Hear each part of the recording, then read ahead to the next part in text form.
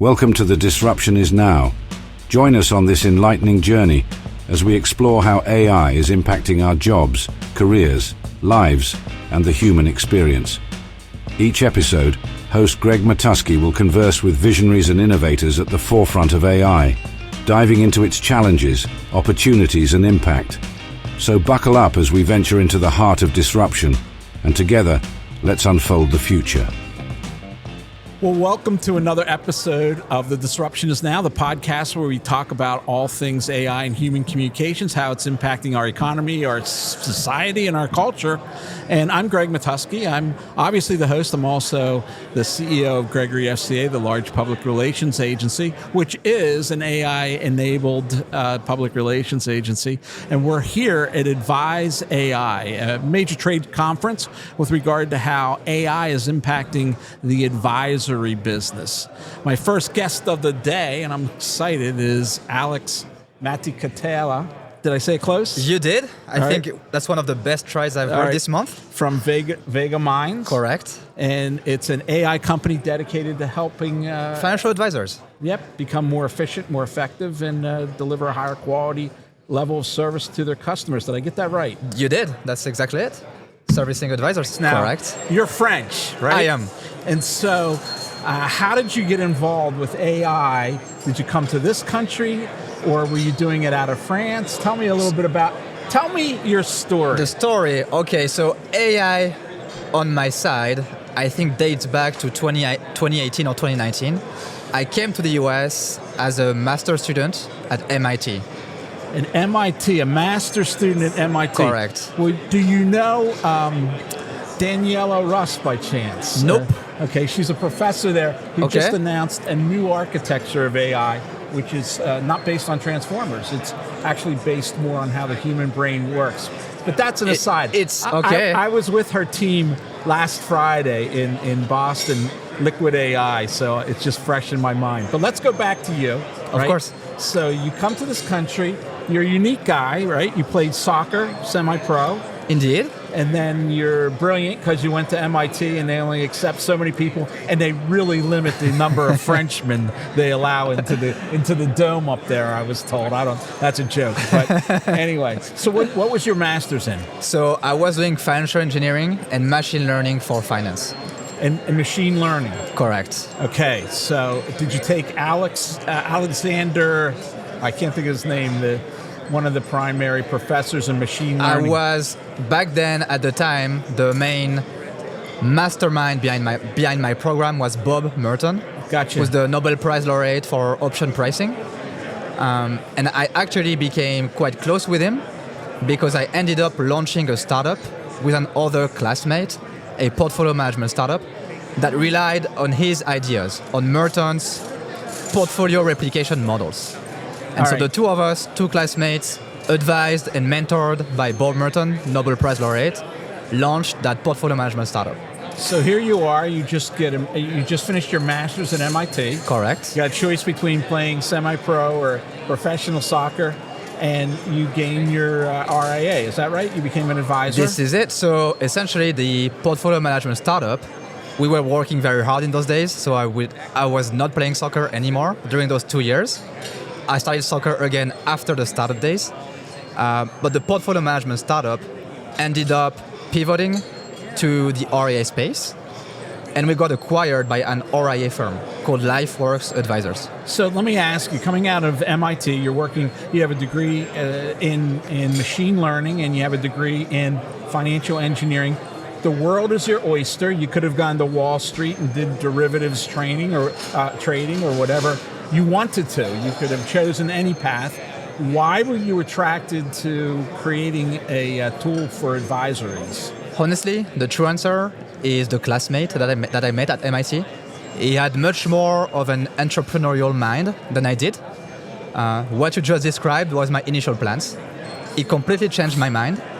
And meeting with Professor Merton and having the ability to start from scratch something quite complicated and being an entrepreneur was quite exciting. I made that decision, contrary to my nature, but that turned out to be a good decision, and now I've been an entrepreneur ever since, and I love it. Well, let me ask you some tough questions because you did go to MIT and you can answer them. Do you worry at all about, I think a question was raised in the general session with OpenAI, with Copilot, that they could move into different verticals and dominate, like financial services, or they could dominate with advisories and the tools that are available. That's definitely a good point. That's something I have on my mind, and the team and I are discussing every day.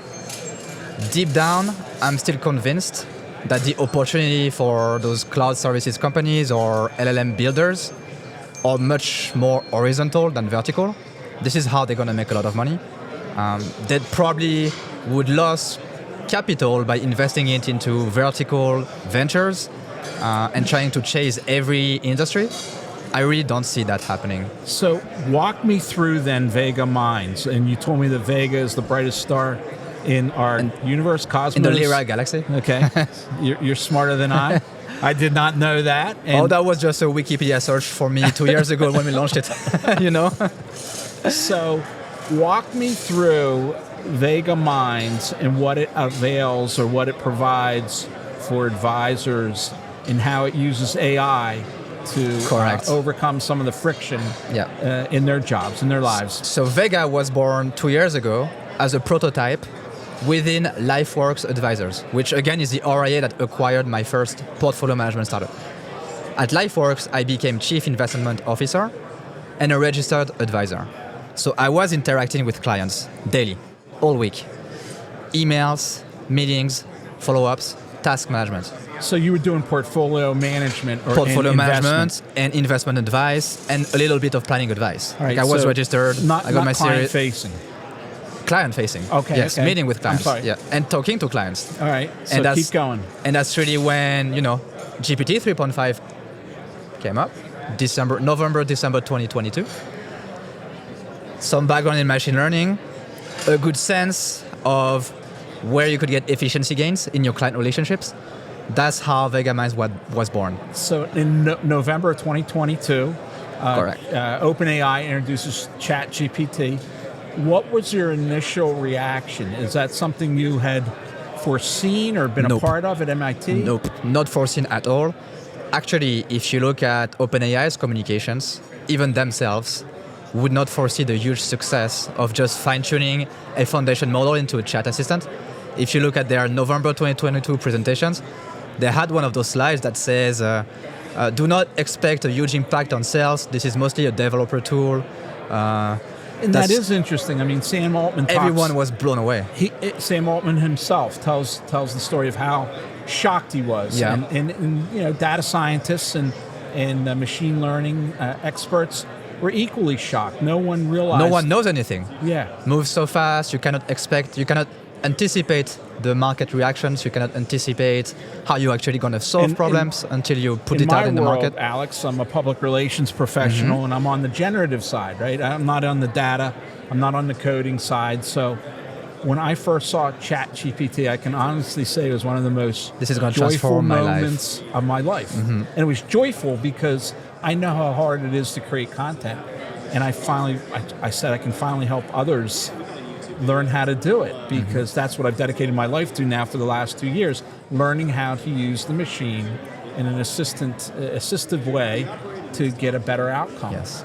And it's been mind-blowing. But so you see this, and tell me the journey now. So I see this, and then I figure, okay, 3.5 can solve a lot of things, but it doesn't know anything about me.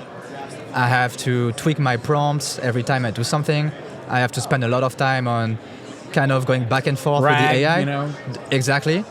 And so I think... Explain what RAG means. RAG is it's not building an actual model. It's putting the right data in front of the model so you can get the right outputs. So RAG is retrieval augmented generation.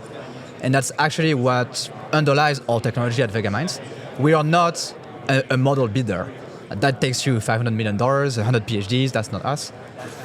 When I saw GPT 3.5 and then 4.0, I thought, all right, what if I had this database, which we later named the centralized knowledge of the advisor? What if I had this database that had my client data, my client interactions, my CRM data, my emails and meetings with them, that also had my style as the advisor.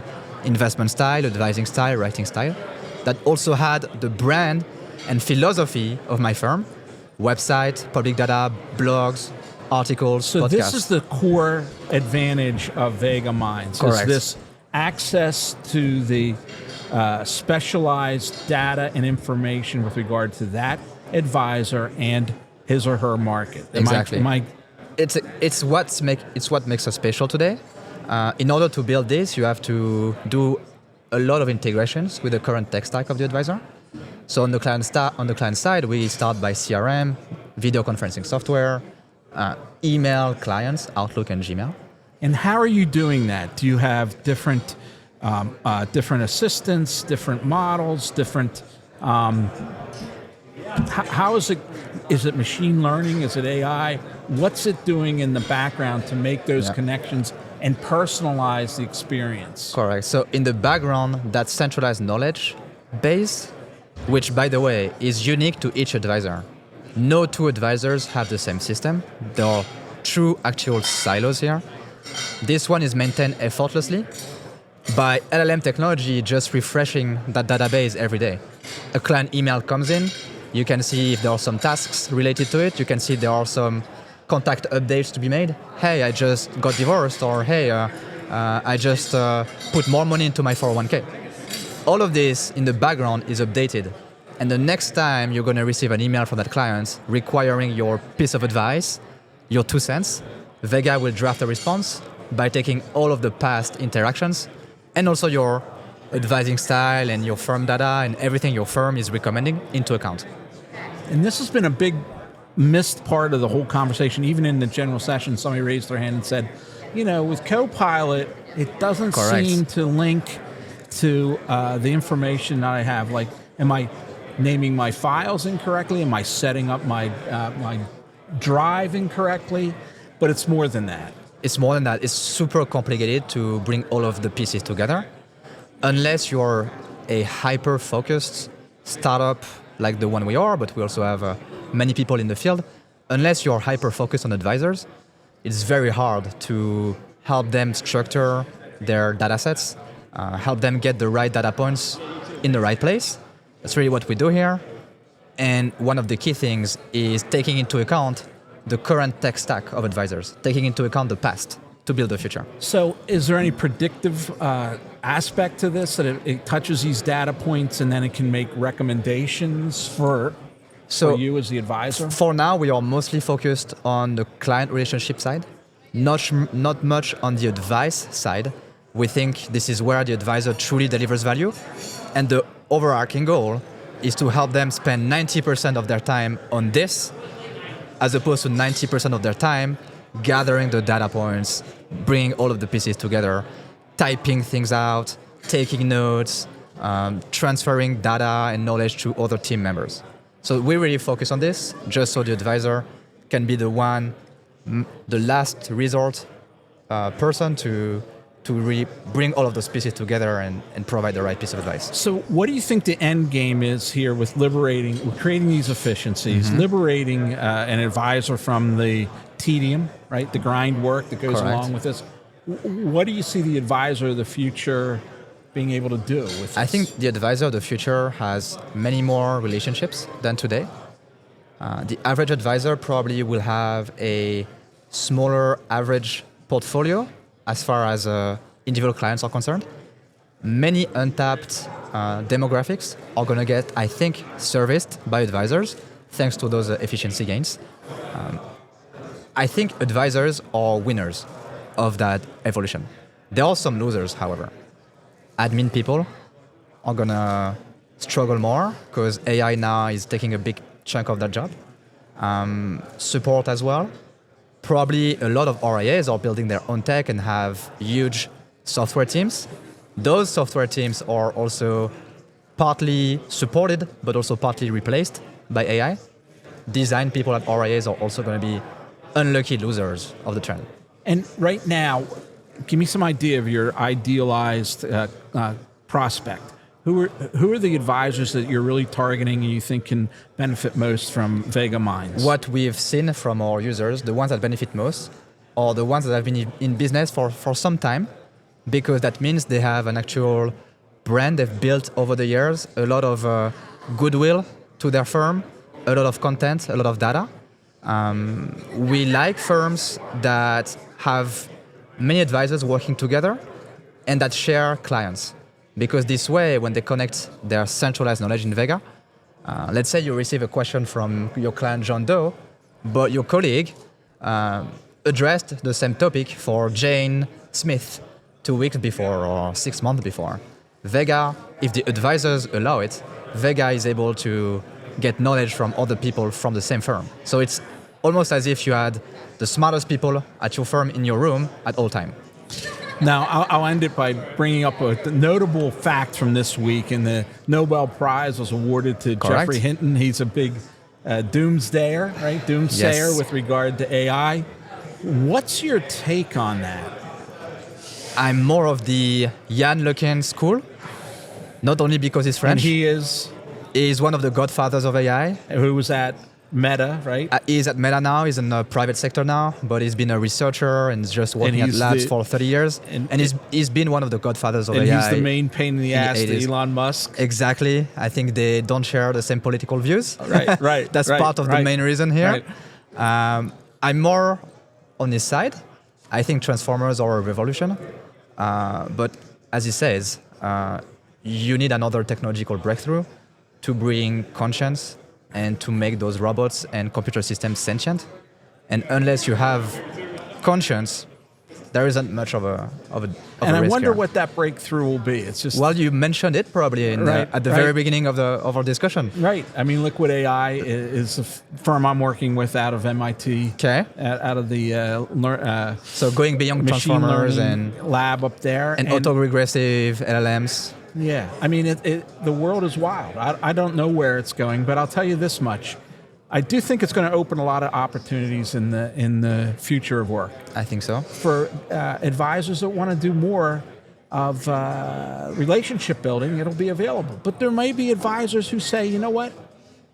This gives me more free time, more free time to be a great father or mother, or more free time. I was talking to somebody in the industry, and they told me that their number one love is financial literacy, but they don't have time to do it to disadvantaged communities. There's just no time.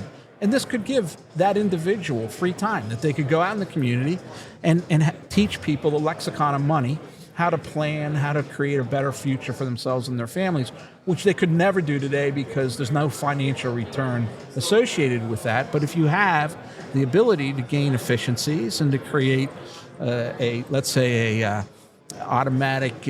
automated revenue generating opportunity on this side, it could leverage so many things in the world for the better. And that's what I'm hoping. I mean, in my business, which is based on generative AI, we're an AI-enabled PR firm, we really believe that the ultimate goal of communications is to spur human understanding. Okay. And anything that can make the world understand each other better so that you could communicate better with people all over the world is a good thing. So that's why we're all in. And we believe it's a real advance and a real step forward. But again, Alex, thanks for being with us. Thank you so much, Greg. It's a great conversation. I feel as if you're a unique cat in this world, having played semi-pro soccer and also having gone to MIT.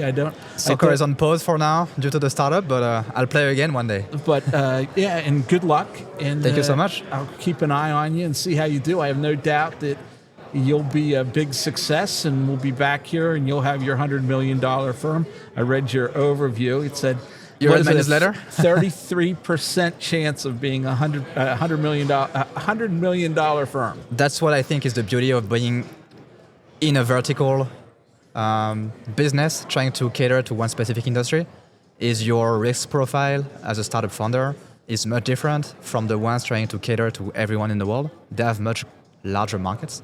As you said, Microsoft, OpenAI, I don't think they're going to go into our territory, which really changes the prospects as a startup founder. Now you just want to build a business that's hyper-focused on very specific and well-defined problems. We are certainly there. And when you're that $100 million company, we'll have dinner in the south of France. That'll be on me. We'll have dinner in the south of France. French Riviera, right? Yep. All right. I hope to see you there. Thanks for being with us. Thank you so much, Greg. Great conversation. Thank you.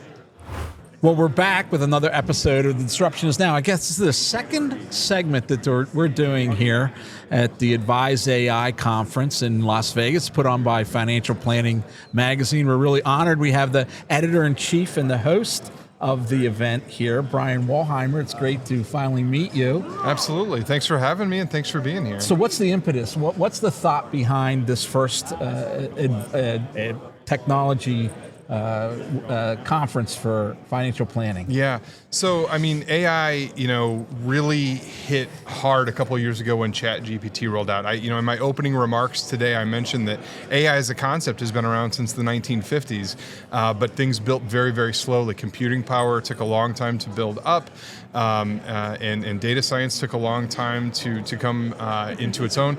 But now all of a sudden, ChatGPT hit and everyone kind of was gobsmacked in a way, right? Yeah, for sure. It all of a sudden was you can talk to the computer and it doesn't, kick back, nonsense. It kicks back something somewhat intelligible. In the language you're familiar with, natural language, which is the way you write and the way you communicate. Yeah, absolutely. And so we looked at this and realized, that this is going to change industries all across the world. And wealth management is an industry that tends to be slow to adopt new technology, but it comes at an interesting time in wealth management as we talk about the great wealth transfer and trillions of dollars moving to younger generations. Those younger generations expect current technology. They expect to be able to check their account statements on their phone. They don't want a quarterly statement in the mail. They don't want a phone call. They don't want to go to the brokerage office. They want to be able to pull this up at a moment's notice. Now that drives advisors crazy, right? Because when the stock market goes down, it freaks everyone out. But they're expecting the technology to be there. And this technology is moving faster than any technology that we've really ever seen. So our impetus for doing this is there are going to be advisors who adopt this technology and that are going to move very quickly. They're going to keep and retain clients. They're going to gain new clients. And we want to teach them how to do that. We want to tell them what tools are out there. We want them to have the knowledge to make good decisions for their own businesses, to evaluate the tools, to evaluate the systems, to make sure that they stay compliant. So, Brian, help me out then. What do you think would be the killer app? You've seen a lot of these here today, and you've been interfacing with this in your reporting. What do you think the advisor killer app would be? Because what I'm seeing here is you have part of the story here and part of the story there, and this might be able to, for instance, summarize highly technical documents. This might put it together. This might run your meetings and create a cascade of steps afterwards. But what do you see as the absolute killer app?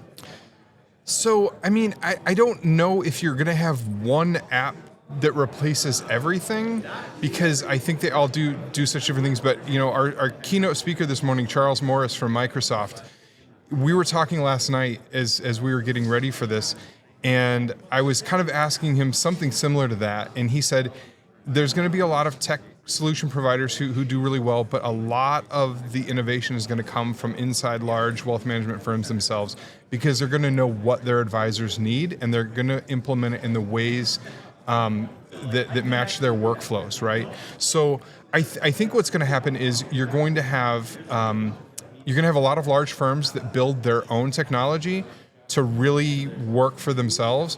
And I think, on the smaller scale, when we're talking about RIAs and things like that can't necessarily build that technology in-house, what you're going to have is you're going to have a lot of different apps that integrate well together.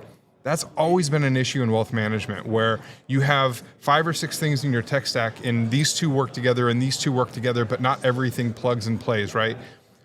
I think AI has an opportunity to start bridging some of those gaps.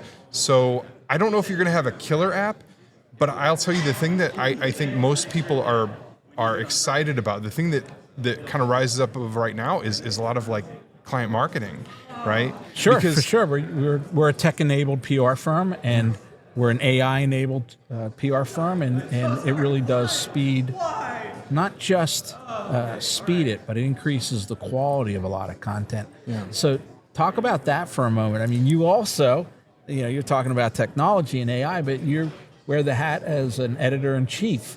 How do you think it's going to impact journalism? I mean, everybody's afraid that AI is going to take their jobs, right? I don't think that we're anywhere close to AI taking a journalism job right now, a reporter's job, an editor's job. But I think that we're already seeing it financial planning, and we're one of several brands at Horizon. We've got folks in the company who are working with AI technologies right now to streamline how we do our work, to give us suggestions for better SEO-friendly headlines, to help us create more engaging social media. We still have to tinker with that. I think we'll always have to tinker with that a little bit. But it can save us a lot of time right now, and help us engage with our customers, and our readers, I should say, not our customers, but in ways that we're already doing, but it's just a notch above, and it's just a little bit faster. And so I tell my team, I don't necessarily want you writing more stories. I want you writing better stories. I want you writing more engaged stories. I want you to dig a little bit more. I want you to go out and explore more data so that we can get to stories that are underneath the surface that we're not always getting to. So for journalism, I think this gives us an opportunity to be better at what we do as human journalists. Yeah, it's interesting because the one thing it can't do is what you're saying, right? It cannot find a source particularly well and get through the source and gain a quote from them that's meaningful in that part of the article, right? I've never been able to figure that part of AI out, right? It just doesn't do it. It does give great ideas, and I want to go back to the advisor side of this. And you said something interesting earlier, that you see some of the innovation coming from inside large wealth management firms. What about the CRMs and the large tech providers? Do you think that's a source of innovation, or are they too glued to their legacy? No, I think, these firms are already, have long been trying to push boundaries, and, they have a lot of competition. So I think it would be silly for any of them to lag behind in their AI innovation. I think what we're going to see is we talked about a little bit earlier today is a lot of things getting thrown at the wall, right? And we're going to see which ones stick. And I was talking with your colleague here off camera a little while ago about how now is a great time to be trying things, right? Because all of these firms are creating new technologies, and what they really want to do is scale. So things are kind of cheap right now, right? They're free, they're cheap until they can figure out what's going to work. Who are, where's the wheat, where's the chaff on this, right? So if you're interested, a lot of these firms are trying new things, and it's a great time to go out and test some things and see what works for your firm and what doesn't work for your firm. And there's not a ton of risk if you're still a little bit conservative about it. I think the key is making sure your clients know what you're doing, making sure that you're compliant, and making sure that you still put that human touch on it, right? Well, I want to thank you for being with us. Absolutely. I know it's a busy day, Yeah. and I think you have some really interesting insights into what's going on in the financial services industry and AI. I know that it's a constant source of conversation within our firm, and we often talk about where our industry is on the spectrum, right? And there was this initial burst of excitement and energy on my side of the desk, and then a lot of people didn't spend that time, what you just said, to play and experiment, right? They used it, they saw there was some opportunity in it, they may have been disappointed because they didn't play or learn enough of it. And for instance, inside Gregory FCA, in last year we held 102 AI training sessions. Wow. For 120 people. And just the repetitiveness of that process. And it takes many forms. For instance, everything changes every day.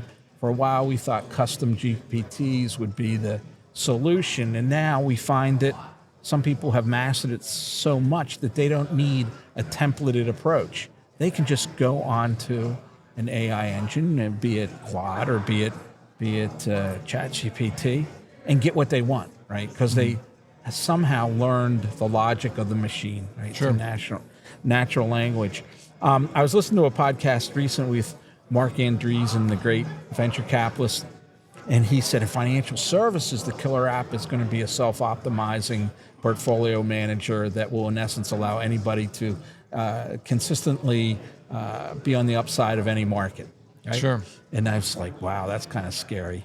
Well, and that is right, because at the end of the day, there's a compliance concern there, right? Is who's making the final decision, who's reviewing those decisions, and what options are they looking at, right?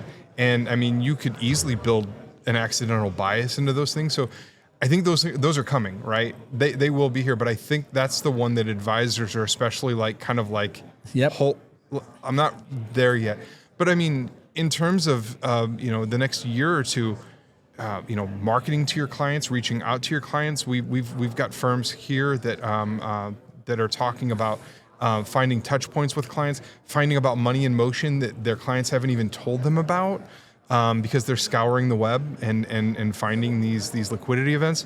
I mean, that sort of stuff is super invaluable, because you can't spend the time it takes to look up every single client and find out if they've gotten an inheritance recently that they haven't told you about, if they've gotten a divorce that they haven't quite told you about, or they're in the process of that. But those things, knowing those things, and then being able to reach out to the client and talk to them in advance, I mean, that's huge. We want simpler lives. I joke about this. I've got friends who don't allow anything to upload to the cloud, like their photos don't go straight to Google or to the cloud. And I joke about it, and I say, Google knows what I want to buy before I want to buy it. I kind of like it. Right. I don't. There's some fun in that. But if you're a client and your advisor reaches out to you and is already ready to go and has a plan for you that you haven't even thought about yet, that's super valuable, right? That's absolutely valuable, especially, if you're a business person, right? And you have your camp of trusted advisors, right? If you're the wealth manager, you want to be in the center of that. Because every time I leak to my attorney, my estate attorney, he loses a little grip, or he or she loses a little grip on me. But if he can or she can think predictively in what I need and how I need it, they regain that concentration of interest on my part, which is very important. But Brian, it's an interesting world we live in. I got to congratulate you on putting this first conference together. It's a very meaningful one. I know that everyone in that room, with regard to your keynote speaker, was taking pictures of the screen and really getting involved with what he was saying and how he was saying it.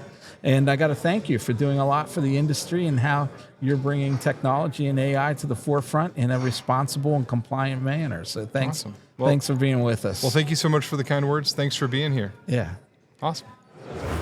Well, we're continuing our conversations here at AdviseAI, and a familiar name to us is Jump. And I'm here with the CEO, Tim Chaves. COO, yes. COO. Did I say the last name right? Yes, you got it. Yeah, perfect. And interesting in that we did interview your partner on the podcast. That's right. It was actually a webinar with Vanilla. Yep. Talking about what the face of AI will do to the advisor role and relationships. So it's nice to finally have you here. Thank you so much. Yeah, it's an honor. So tell me about your story. I know you're out of Harvard MBA. That's right. And you did a fintech play before this. Tell me a little bit about that, and then what led you to the advisory market, wealth management market. Yeah, that's right. So you're right. I've always been an entrepreneur.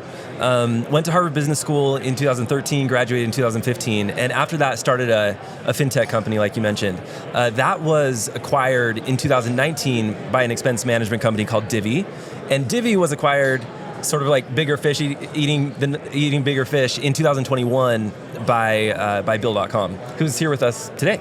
So here you are, right? Yeah. You've already had a successful exit from a previous business, and you're thinking, what are you thinking? Yeah, it's such a good question. So I did take a little bit of time off after that acquisition. I played a lot of tennis. I spent time with my kids. That's good. I've got 4 kids. 4 kids? Yeah, 4. And Parker's got 5 actually, my co-founder. I know. You guys took to, I know. You look so young. Oh, you're very kind.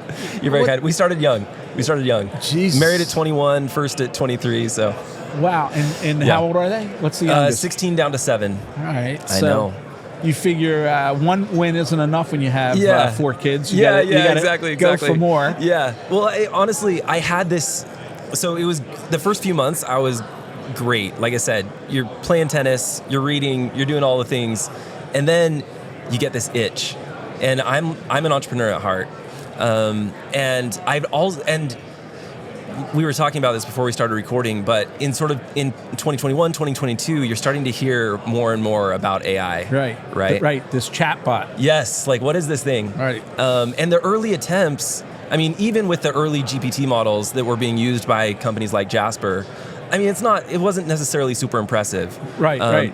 In its earliest stages. And so you're kind of like wondering, is this going to be real? But, you could still see it. Yeah, right? yeah. And for me, I come from the generative AI side, right? I'm not a machine learning guy or a data guy. Yep.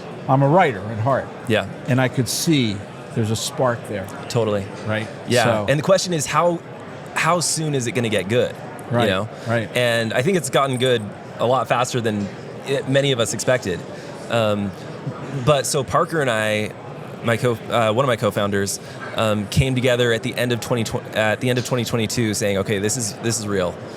We need to do something here." Because when I started my last company in 2015, what you always hear in business school and everywhere else is like, there needs to be a really clear why now. Like, why are you starting this company in this moment? And in 2015, when I started the fintech company, we weren't riding a technological wave at that point. It's sort of just like mid SaaS era. Right. It wasn't like there's a clear... It was the innovation lull. Yeah, a little bit. I mean, so you had internet in the 90s, you have mobile starting 2008. Right.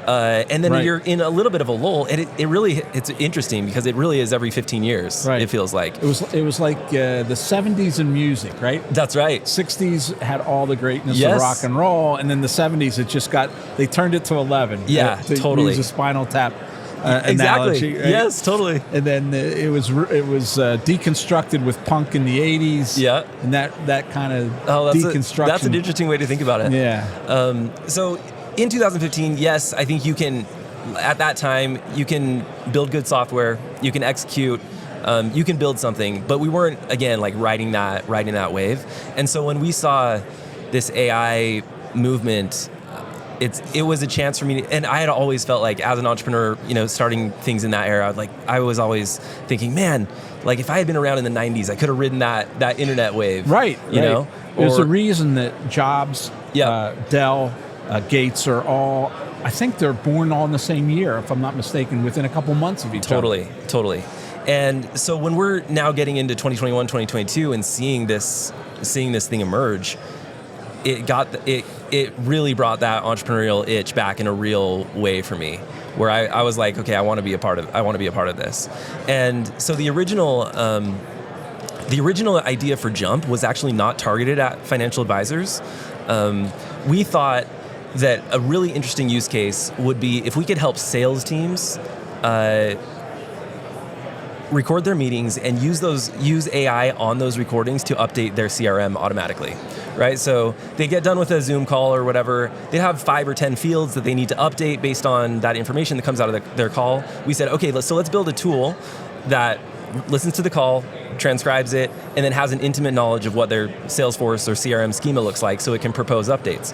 We built that tool, and now this is sort of like beginning of 2023, released it in sort of a beta version, and there was some excitement in sales, but financial advisors started reaching out to us and saying, "Hey, we need that," and we thought, "Oh, there's actually something really interesting there potentially." And it turned out they needed it and wanted it more than sales teams. And what was driving that, do you think? So I think what happened, well, with sales, there's an interesting dynamic where the decision maker and the end user of the product aren't the same person. So a VP of sales doesn't actually care if an account executive is spending time updating their Salesforce or not. For advisors, they're often, especially on the smaller end, they're often the same person. So like an advisor is doing these meetings, and they may be the CEO of their RAA, but they also have to go back in and log all of their notes and their tasks, et cetera. And so like that convergence of the buyer and the end user being the same person mattered. But then there's another aspect of this, which is compliance. Salespeople are famously sort of bad at logging notes in the CRM. You've noticed that. Yeah. I've seen that. Yeah. And what's funny is financial advisors cannot be bad at that because they are required to keep those notes from a compliance perspective. And so there is this convergence, I think, of the end user is feeling, who is the decision maker, is feeling the pain. This is the least favorite part of their least favorite part of the job, and it's really helping them out, not just from an efficiency perspective, but from a compliance perspective as well. And so I think those forces converging made the product resonate really, really quickly. So lay it out for me as far as the actual value prop that it provides advisors. Yep, exactly. So what we're trying to do is assist in the entire, what we call meeting cycle. So the first thing that we do is help advisors prep for meetings. The way we do that is by integrating with their calendar, excuse me, and with their CRM. So we'll look at the calendar for upcoming meetings, and we'll say, oh, it looks like on next Tuesday, you've got a meeting with Joe and Jane Wilson. So then we'll take that, we'll go look in the CRM, look at all of the past records pertaining to Joe and Jane Wilson, and we'll use AI to summarize those and send the advisor a one-pager saying, this is what you need to know going into this meeting. So that's the pre-meeting prep feature. And then once the advisor actually holds the meeting, there are several different ways that we can capture the transcript. So we'll send a note taker bot if you're doing it with virtual conference software like Zoom or Google Meet. We also have an iPhone and Android app where if you're doing it in person, you can just set the phone down on the table, it'll capture and transcribe the meeting from there. So once we have the transcript, we will send it through a series of AI automations that do a bunch of interesting work. For example, it will take all of the notes from the meeting, and that's totally customizable. So when you first sign up for Jump and start using it, there's an out-of-the-box note that it'll give this really nice chronological summary of what happened in the meeting. It'll log personal updates and questions and answers and recommendations and all of that. But it's really key to know that that's just the default. What we think is that if the advisor is spending as much time editing the note as they would writing it, then they're really not getting out any value out of the product. Right. So we make it possible to customize that entirely and we say, how does your firm or you, the advisor, how do you like to take notes? What's your format? What's your template? And we ingest that into the AI. So in the future, all of the notes that come out of it are totally customized and in the voice tone format of the advisor. So this goes into your CRM. That's right. And it starts a cascade of activities, to-dos. That's What's right. the process? That's right. So then we've got that note. We always want to keep, this is an AI term, we always want to keep a human in the loop. So we want someone's eyes to be on that note before we sync it into the system of record. So we make it really easy to review and edit, and then one click, you'll send it into the CRM. And that's sort of the end of Jump's job from the notes perspective. And then, like you said, we do kick off tasks and workflows as well. So this is a really cool part of it. A lot of generic AI note takers, like Zoom AI Companion, they can give you action item lists that are just bullet points. Right, sure, I've seen it. Yep. In our system, it's really different because we will create those tasks as full-on data objects. They'll contain a status and a title, a description, a due date, an assignee, and you can. Then the AI will determine all of those things, and then you can edit it, of course. You can change the assignee or change the due date or whatever really, really easily right within Jump. And then again, it's one click, it'll sync that into your CRM. And most advisors use their CRM as a task manager. So this is really a project management tool as it rolls out. Well, so we see ourselves not as the system of record and not as the task management tool itself, but as assisting those things. So we will prep the note for the system of record, and we'll prep the tasks for the task management system. Once you're ready to accomplish those or to work on the execution portion of doing those tasks, you'll still use your existing CRM. We're just saying we're going to take all of the pain of creating and assigning those tasks out of it. So then, help me out a little bit with the technology behind this. Not too much. Yeah. But is it using different assistants, or how is it going through that process? Is it machine learning? Yeah. Walk me through that. Yeah, is great it a question. Combination? Great question. We are using primarily large language models behind the scenes. And as you know, most small companies, or I should say all small companies, can't afford to build their own, to train their own models. That's typically on the order of hundreds of millions of dollars. Right, it's a big investment. It's a big investment. Yeah, we couldn't quite get there with our seed funding. But so we orchestrate a series of different models in order to accomplish what we do. So once we've got the meeting media, say audio or video, we use one model, for example, to transcribe that. We use another model to create the note. We use another model to create the tasks. The way that it actually works is somewhat technical, but we're sending the transcript and a lot of contextual data to an LLM, like for example an OpenAI GPT type model, and it will send us back parsable data. So it's basically, it'll give us the note, but it's not just giving like a human readable version. It's giving it to us in a data format, so then we can do interesting things with it, including like the sync with CRM or sending it various places. That's an interesting approach. Now, where do you think Jump will go from here? I mean, now you have this, you have a certain domain within the experience, right? How far can you extend this? That's a really great question, and it gets into these big sort of existential questions around what's the future of advice, and advisors. Our mission is to help advisors and their clients thrive in the age of AI, and so I think where it goes from here is that, in my opinion, advisors are never going away. I have, for example, a very, very close relationship with my financial advisor. And what I like about working with him is not the fact that he's really good at writing notes, or that he's really good at his task management system. It's that he's another pair of eyes, someone that I really trust, that understands my goals and is helping me get there.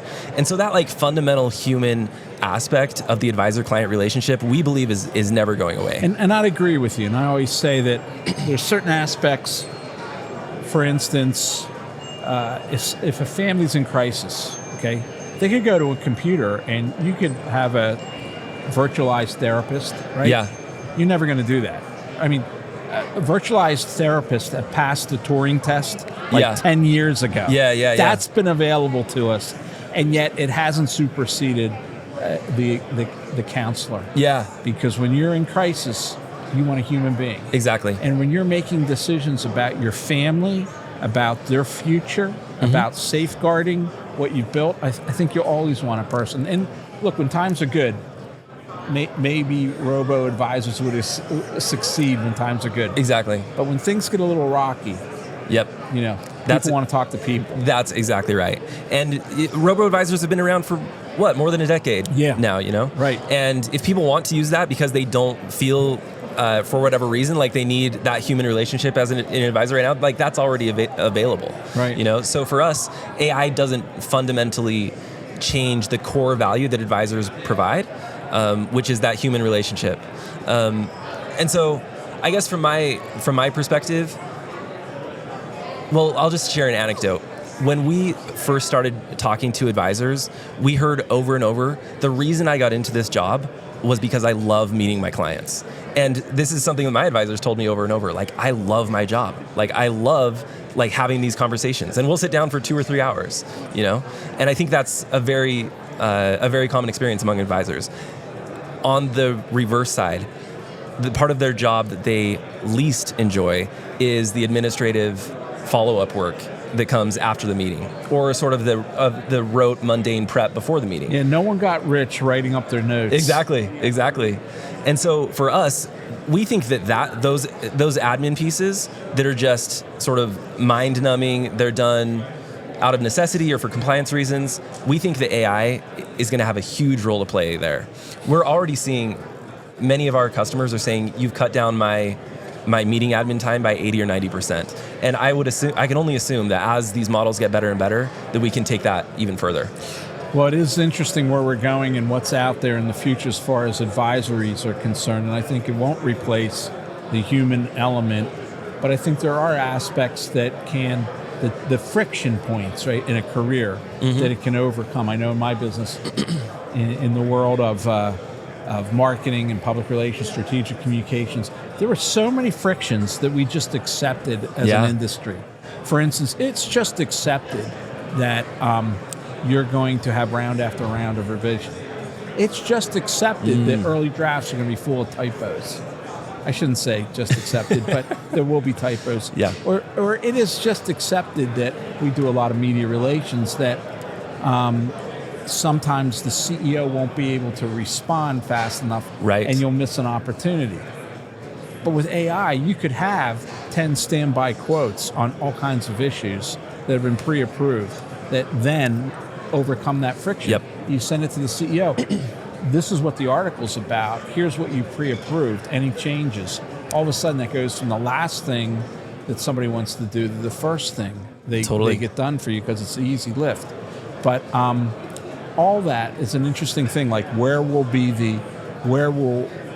you find these efficiencies and how to deploy them? Yeah, and then what do you do with all the extra time once you've deployed the software or whatever, or the AI, and you have all this new time because of the efficiency? Well, I think it's an interesting question. It is an interesting question, but if somebody loves what they do, like your advisor, there'd be opportunities to help classes of individuals who you could never do in the current environment.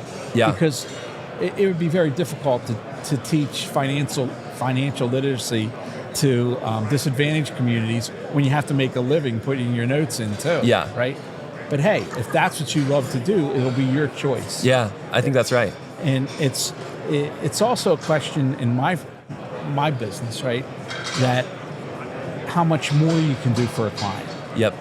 Instead of giving them just a press release, why not give them the press release, the LinkedIn post, the content for the PowerPoint, the design template for the PowerPoint, the talking points moving forward, and an audio script on a particular subject all of a sudden. Yeah. And that elevates you from being a vendor to being a long-term partner all of a sudden. Yeah. And that's what the value is for us. I think that makes total sense. And from an advisor's perspective, I suppose, like, if you could layer on service after service, you could take the level of service you'd expect from, say, a family office right now and take it into clientele that previously would be impossible because you're spending way too much time on these administrative type of tasks. Yeah. Well, Jump's making a real jump in the market. Well, thank you, Greg. So you've really made a lot of waves. It's the second time that I've had your firm on the podcast, and it's interesting how you're already up there in some rarefied air as far as what's available to advisors. Thank you. It's been a really fun ride. It's been amazing, I will say, to see this market, the financial advisory market, respond so quickly to a leading edge technology. Yeah. Like, coming into this, I wouldn't have necessarily expected that financial advisors and wealth management firms would be adopting this type of technology really, really quickly, but they really have. Yeah, for sure. Well, thanks for, again, your time today. Yeah. And you're one of the most likable Harvard men I've ever met, I have to tell you. I'll take that as a compliment. Yeah, well, you can take it as a compliment. So. Thank you, Greg. All right, thanks for being with us. Appreciate it. This podcast is a production of Gregory FCA. If you enjoyed our discussion today and want to continue exploring the transformative power of AI, please check out more episodes and subscribe wherever you listen to podcasts.